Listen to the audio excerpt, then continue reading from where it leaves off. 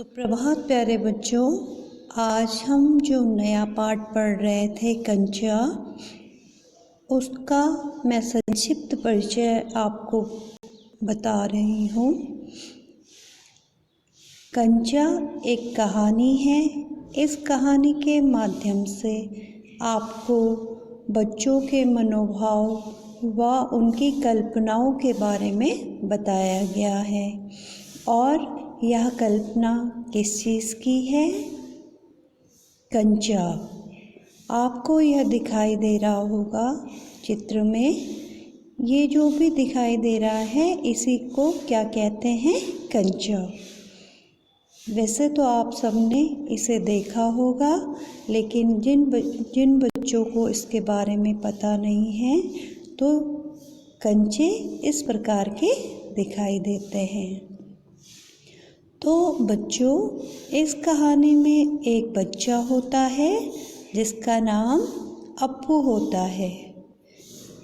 ये आपको चित्र में नज़र आ रहा होगा कि अप्पू हमेशा कल्पनाओं की दुनिया में अक्सर खोया रहता था।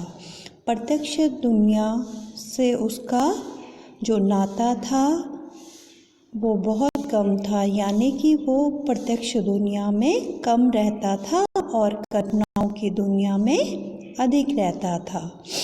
तो यह जो आपका पाठ है आपको बताता है कि किस प्रकार इस बच्चे के मन में, इस बच्चे की कल्पनाओं में हर समय सिर्फ कंचा ही घूमता रहता है, और जब वह उसे प्राप्त कर लेता है तब उसे अत्यंत खुशी मिलती है, और उस खुशी के कारण इसे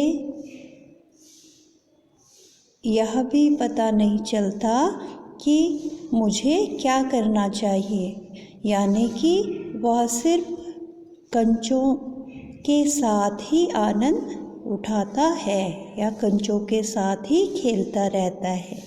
और कहानी के अंत में आपको यह समझाया जाता है कि ये बच्चा क्योंकि कल्पनाओं की दुनिया में था, इसलिए इसे यह भी पता नहीं चल पाता कि वह बीच रोड में, बीच सड़क में स्थित है। वह तो उस नेक इंसान जो ड्राइवर था, कार का ड्राइवर, उस नेक इंसान के माध्यम से अप्पू के साथ कोई बड़ी दुर्घटना होने से बच जाती है। किस प्रकार बच्चों?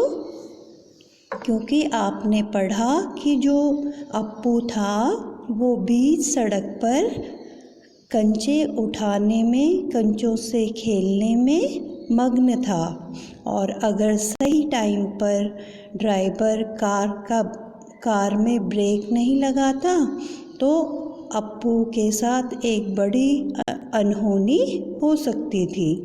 तो इस कहानी के माध्यम से आपको यह समझाया गया है कि मनुष्य के जीवन में कल्पना का महत्व है, लेकिन उन कल्पनाओं की दुनिया में आप इतने मग्न न होइए कि आपके जीवन में ही संकट आ जाए। यानी कि आपको कल्पनाएं तो करनी चाहिए, लेकिन उससे ज़्यादा आपको प्रत्यक्ष दुनिया में रहना चाहिए।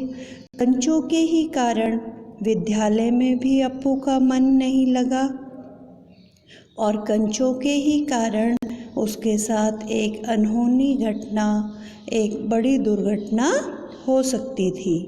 तो यह कहानी हमें यही सिखाती है कि हमें कल्पनाएं तो करनी चाहिए, लेकिन रात दिन उन्हीं कल्पनाओं के पीछे नहीं भागना चाहिए। हमारे चारों तरफ जो वातावरण है, जो प्रत्यक्ष दुनिया है, हमें उसमें अधिक रहना चाहिए, और उसी के माध्यम से आगे आपको सफलता प्राप्त होती है, ना कि कल्पनाओं के माध्यम से। तो जब हमारे लिए जो ज़रूरी हो वही कार्य हमें करना चाहिए। ये कहानी यह नहीं बताती कि आपको कल्पनाएं करनी ही नहीं चाहिए, बल्कि कल्पना कीजिए। कल्पना से ही नए विचार, नए आइडियाज़ आते हैं, लेकिन उन कल्पनाओं के दुनिया में इतना गुम मत हो जाइए कि आपको प्रत्यक्ष दुनिया दिखे ही नहीं। धन्यवाद बच्चों, आशा करती हूँ आपको समझ में आ गया होगा।